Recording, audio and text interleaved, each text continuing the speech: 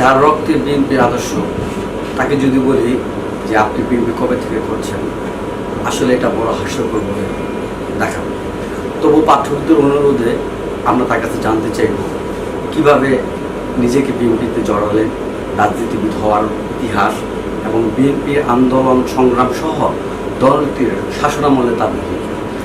আসলে আমরা এখন কথা বলবো বা কথা বলতে যাচ্ছি সেই চিরচেনা মুখ, বিএনপির প্রতিষ্ঠাতা সদস্যের রক্ত যার শরীরে, সেই নারায়ণগঞ্জের মহানগর বিএনপির সভাপতি এবং নারায়ণগঞ্জ ৫ আসনের সাবেক সাংসদ, যাকে আমরা ক্লিনম্যান হিসেবে জানি, সেই অ্যাডভোকেট আবুল কালাম সাহেবের সাথে প্রথমে তার কাছে জানতে চাইব মহাদযুগের এই সময় ঠিক কেমন আছেন আপনি?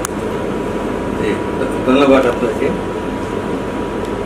প্রথমত দেশে যে চলমান করোনা ভয়াবহ পরিস্থিতি বিদ্যমান রয়েছে, এতে আমাদের সাধারণ জনগণ থেকে আরম্ভ করে আপামর জনসাধারণ সকলেই আমরা আজকে দুস্থতার জীবনযাপন করছি। এর মধ্যে অনেকে প্রয়োগ করে রয়েছেন, অনেকে এখনো স্বাস্থ্য ঝুঁকিতে রয়েছেন, অনেকে চিকিৎসাধীন অবস্থায় রয়েছেন। সকলের প্রতি আমার পক্ষ থেকে, আমার দলের পক্ষ থেকে সহযোগিতা জানাচ্ছি।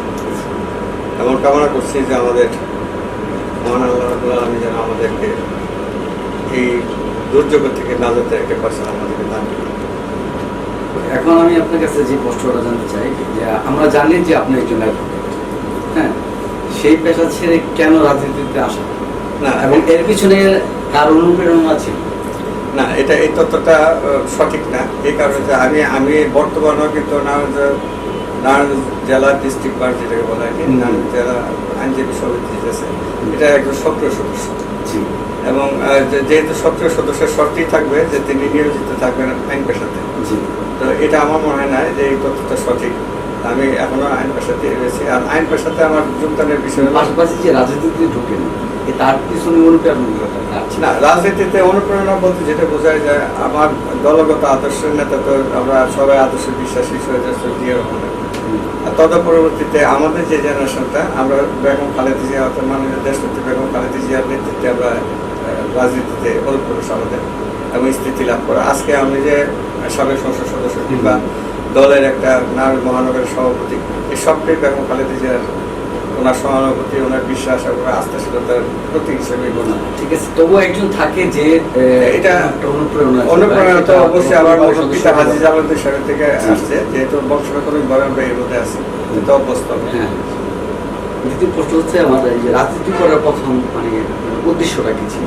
রাজনীতি করার রাজনীতি এই কারণে করতে রাজনীতিতে আমরা তো যে বললাম যেটা যেহেতু আমার বংশানুক্রমিক আসছে, আমরা প্রথম থেকেই দেখে আসছি, ছোটবেলাতেই দেখে আসছি আমাদের যে মুরব্বী উচ্চ পর্যায়ে ছিলেন, আমাদের বয়োজ্যেষ্ঠ ছিলেন, ওনারা সকলে জনসেবামুখী ছিলেন। এবং রাজনীতি এবং এই ক্ষমতায়ন দুইটাই কিন্তু আপনার জনসেবাটাই মূল বিষয়।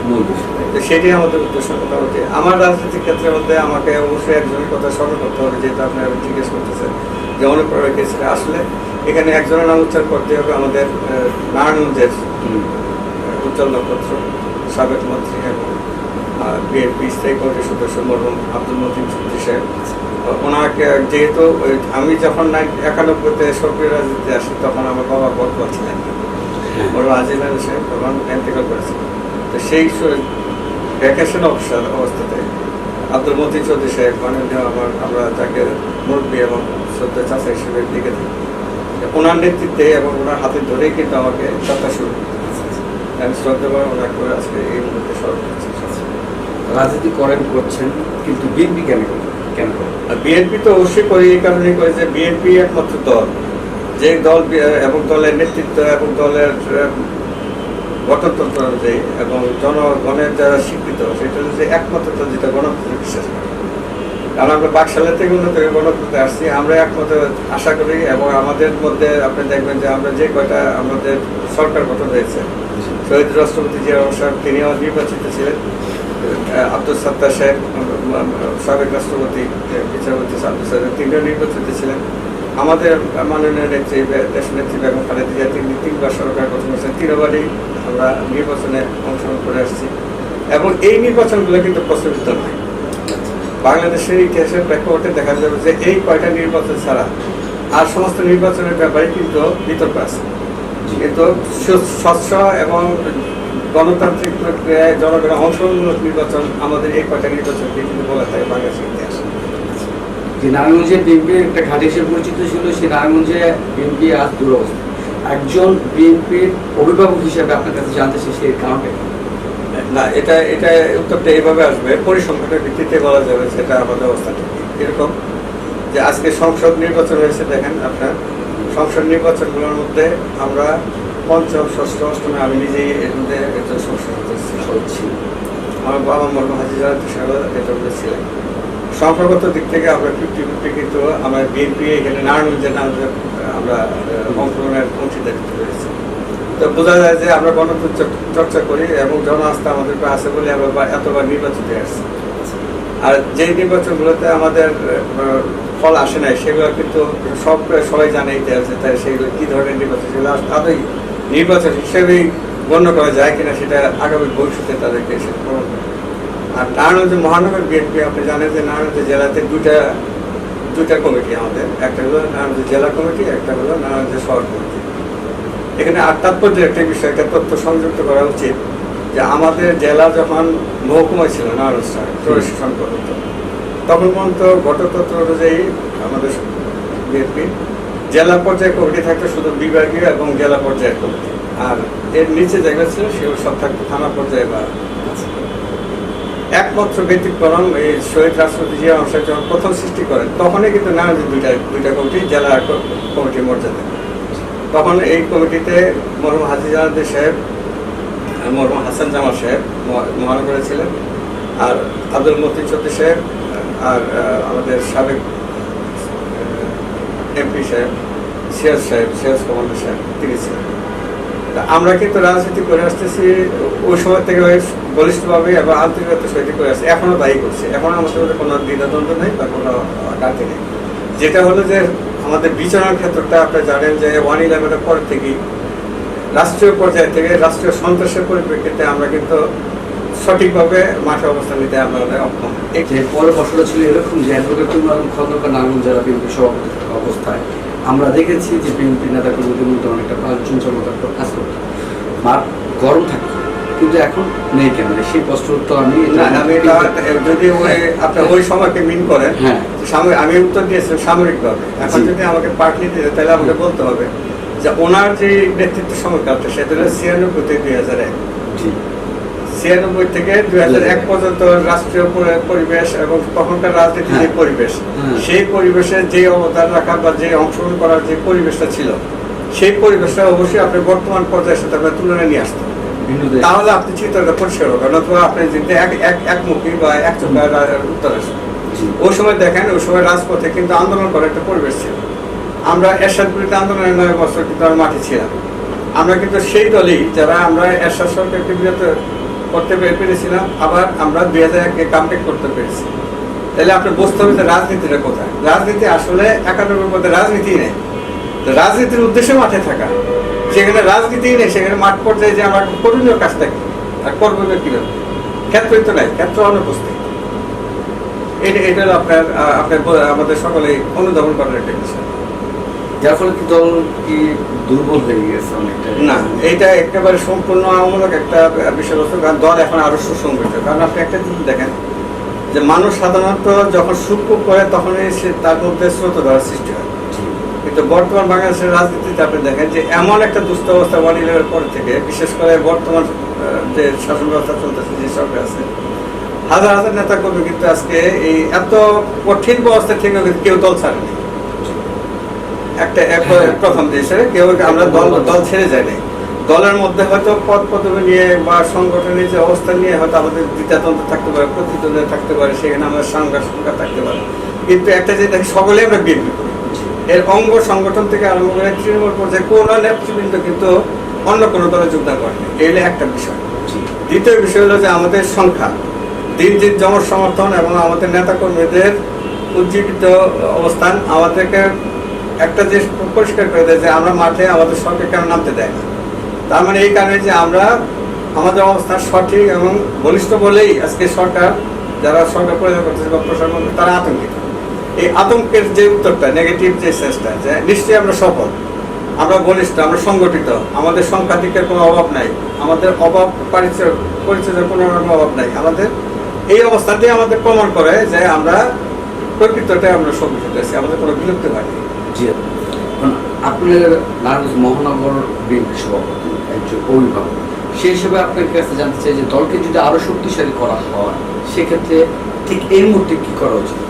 এটা উদ্দেশ্য যে মানুষ তো সবসময় সামনে দিয়ে এগিয়ে যেতে চায়, সামনে যাওয়া মানে তার উন্নততা একটা স্তরে। আমরা সবসময় চাই এবং সবাই চায় যে আগামী দিনে যেন আমরা বর্তমান অবস্থান থেকে আরো আরো একটি ভালো অবস্থানে যেতে পারি। সেই হিসেবে আমাদের যে সাংগঠনিক ভিত্তি, সাংগঠনিক যে কর্মসূচি, আপনারা জানেন যে মহানগরটা দুই পারে বিভক্ত, কারণ যে সিটি কর্পোরেশনের কিছু অংশ বাদে, অর্থাৎ আমাদের 11 নম্বর ওয়ার্ডে থেকে 27 নম্বর ওয়ার্ড পর্যন্ত নদীর উপর সহকারে আমাদের মহানগর কমিটি। আমরা কিন্তু আমাদের কমিটিগুলো সম্পূর্ণ করেছিলাম এবং আমরা ওয়ার্ড কমিটিও আমরা কেন্দ্রতে জমা দিয়েছিলাম। আমাদের পূর্ণাঙ্গ কমিটি বর্তমান আছে, কিন্তু আমাদের মধ্যেই কারো কারো হয়তো মানে যারা দলের স্বার্থ থেকে, নিজের স্বার্থ থেকে অনেক বেশি কামনা করে, ব্যক্তির স্বার্থের মধ্যে তারা একটা মামলা করছে, আপনারা জানেন যে কোর্টে একটা মামলা চলমান আছে। এবার সেই চলমানের মধ্যে আমাদের উপর একটা নিষেধাজ্ঞা আছে। আমরা এই নিষেধাজ্ঞাকে মানতে এই জন্য বাধ্য, যেহেতু আমরা আইন মান্যকারী নিজেদেরকে বিশ্বাস করি, আমরা আইনকে শ্রদ্ধা করি। সেই আইনের আওতার দিক থেকেই আমরা সীমিত আকারে আমাদের সাংগঠনিক কাজগুলো আমরা যাচ্ছি। তারপর তো সরকারি বিধিনিষেধ আছে, আমরা মনে হয় যে আমরা আগামী দিনে আমাদের যে কাঠামো বর্তমান আছে এটা বলা চলে যে লুপ্ত অবস্থায় আছে। যদি সঠিক পরিবেশ আসে এবং সেই পর্যায়ে পরিবেশ সৃষ্টি হয়, আপনারা অবশ্যই দেখবেন যে অত্যন্ত চমৎকার অবস্থায় আমরা আছি। আচ্ছা, তা আমরা পুরো নারায়ণগঞ্জবাসী জানি যে আপনি হচ্ছেন শ্রদ্ধেয় জালালউদ্দিন সাহেব ছিলেন, যিনি একজন জনবন্দিত নেতা ছিলেন, যিনি বিএনপির প্রতিষ্ঠাতা সদস্য, মানে রাষ্ট্রপতি জিয়াউর রহমান এদের মতো মানুষকে নিয়ে বিএনপি প্রতিষ্ঠা করেন। সেই জালালউদ্দিন সাহেবের ছেলে হিসেবে আপনি এই দলকে, তার দলকে, বিএনপিকে কতটুকু দিতে পেরেছেন?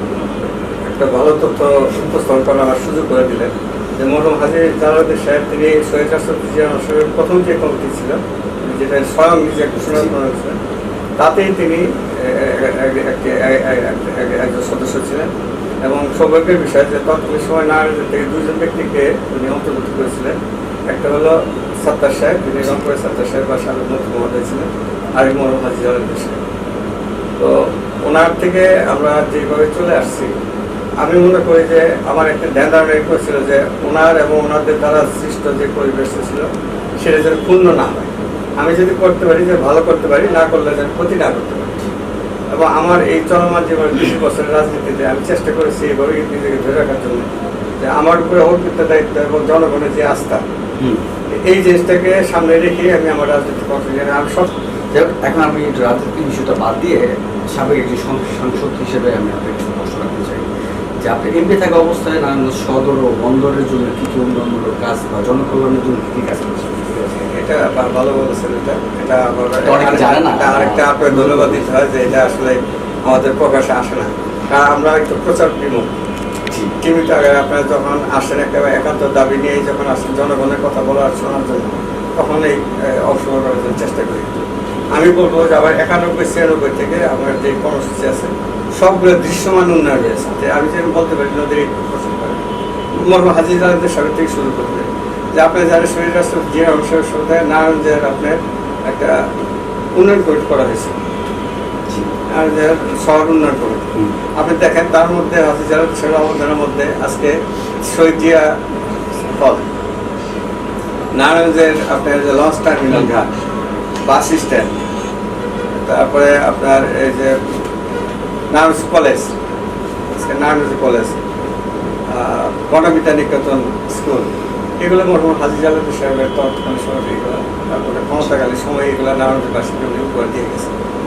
আমার সময় আমরা চেষ্টা করেছি যে যতগুলো আমাদের শিক্ষালয় আছে, বিদ্যালয় আছে, সবগুলোকে আমরা অনুদান, অর্থদান এবং উন্নয়নের কাঠামোগত উন্নয়ন, স্কুল মাদ্রাসা সবগুলো আমরা করেছি। আজকে যে 300 বেড হসপিটাল, এটাও কিন্তু বিএনপির সময় কিন্তু এই জায়গা দখল করা এবং পরবর্তীতে আমরা এটা করে আসছি, উদ্বোধন হয়েছে পরে আপনার যে আপনি জেনারেল হসপিটাল, যেটা ভিক্টোরিয়া হসপিটাল আজকে যেভাবে দেখতেছেন, এটা আমার অনুদানে আমার কর্মসূচি স্টার্ট করা। আমরা এটা বিলুপ্ত করে দিয়ে হয়তো আমাদের সময়কাল পাইনি, আমরা এটা সমাপ্ত করতে পারি, কিন্তু এটা আমাদের শুরু করে দিয়ে গেছিলেন আপনি? না, আমাদের প্রকল্প বন্দরে যে রাস্তাটা, যে মদনপুর যে রাস্তাটা, এটা যদি একটা সময় মাটির কাজ হয়ে থাকে, কিন্তু আমরাই কিন্তু এটাকে পাকা করার কাজ করছি, বিএনপি আমলে করছি। আজকে ঢাকা না যে লিঙ্ক রোড, ও এই জায়গাটা দখল করা নিয়ে কিন্তু এলাকাবাসীর সাথে তখন অনেক কেন্দ্র করেছে। এইটা কিন্তু আমাদের সময়কালে কিন্তু আমরা জনগণের সাথে সমন্বয় করে রাস্তার সৃষ্টি পাই, এবং আজকে এটা সুযোগ করতেছি না। বন্দরে আপনি দেখেন টিএনটি ভবন, বন্দরে আপনি দেখেন হাসপাতাল, বন্দরে দেখেন আজকে যে কলেজ, একমাত্র কলেজ সেখানে সরকারি কলেজ আছে, কদমসু কলেজ, সেটা আমি প্রতিষ্ঠা করি। আমি বলছি বর্তমান যে অবস্থা আছে, আপনারা দেখতেছেন যে স্বাস্থ্য খাতের যে পরিস্থিতিটা, এখানে মহাপরিচালক থেকে আরম্ভ করে তাদেরকে যে পরিবর্তন করা হচ্ছে, দুর্নীতির যে চিত্র পুরো ফুটে আসতেছে, এটাকে কিভাবে আমরা বলবো যে এটা এটা খুব একটা ভালো অবস্থায় আছে, এটা একটা চলার কোনো সুযোগ নেই। আপনার কাছে সর্বশেষ প্রশ্ন থাকবে যে দলের প্রতিষ্ঠা বার্ষিকী উপলক্ষে নেতা কর্মীদের প্রতি আপনার কোনো আহ্বান, অনুরোধ কিংবা নির্দেশ তো? এখানে একটা পর্ব আপনার মাধ্যমে আপনাকে ধন্যবাদ জানাই, এবং আপনার মিডিয়াকে ধন্যবাদ জানাই যে আমাদের এই দুর্যোগ সময় যে আমরা সকলে অন্তত একে অপরকে দেখারও তো সুযোগ পেলাম, এটা একটা অবশ্যই একটা ভালো একটা সুযোগ আছে। আমি আমাদের নেতা কর্মীদেরকে বলবো যে আমরা স্বাস্থ্যবিধি মেনে যেভাবে আমাদের উপর নির্দেশনা আছে, দুর্ভোগ থেকে বেঁচে মানে রক্ষা পাওয়ার জন্য সকলে যেন সচেতন থাকি, এবং এই জায়গাটাতে যেন আমরা একে অপরের পাশে থাকি।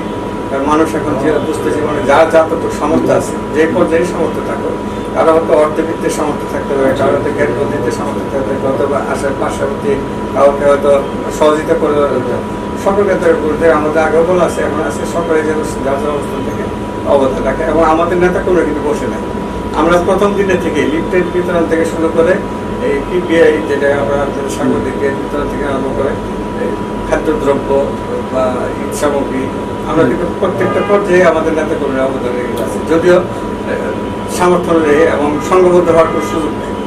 আর সকালে আমরা ডিস্টেন্সিং মেনটেন চলতে যে গ্যাদারিং করে কিছু একটা আগে যেগুলো হতো, যে আমরা নেতা কর্মীরা একত্রিত হয়ে একটা স্তরে বিশাল আকারে একটা আয়োজন করা, এখন তো সেই পরিবেশ পরিস্থিতি নেই। আমরা আমাদের মধ্যে করে যাচ্ছি, এবং সকলকে দোয়া করবো, এবং আমার জন্য দোয়া চাই, আমরা সকলের কাছে চাই যে আমরা সকলে যেন ভালো থাকতে পারি, সবাই সুস্বাস্থ্যের অধীনে থাকতে পারি, সকলেই যেন আমরা আমাদের অস্তিত্ব বজায় রাখার জন্য আমাদের আল্লাহ